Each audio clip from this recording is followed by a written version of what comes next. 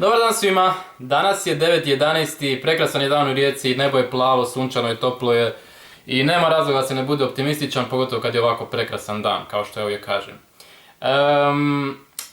Prvo da kažem da je prošlo 3 tjedna od kad uzimam Roakutan.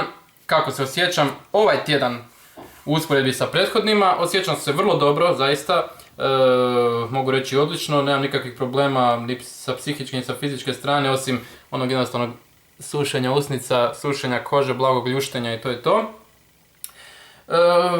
Dakle, mogu još reći znači, da mi je ostalo još do sljedećeg ponedjeljka tableta da se završi ovaj ciklus ovog mjeseca. I to je to. Dakle, prići ću bliže da se opet može vidjeti bolje situacija. Dakle, nisam primijetio nikakve neke drastične ili bitne promjene. Crvenilo je uvijek prisutno, dakle, kao što vidite, crvenilo.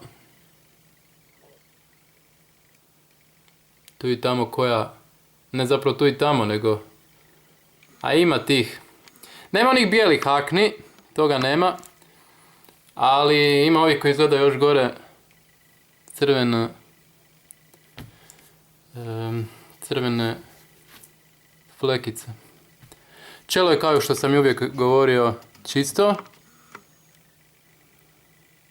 Sljepočnice isto tako.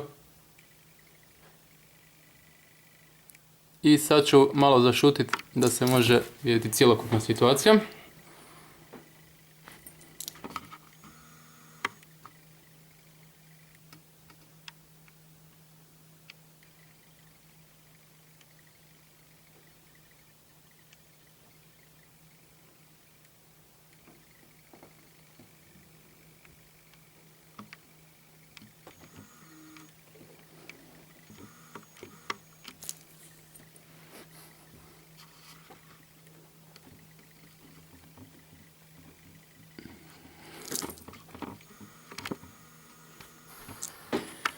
Eto, to je to.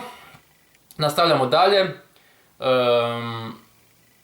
Moji videi nemaju puno pregleda, no za one koji pogledaju nadam se da će im koristiti.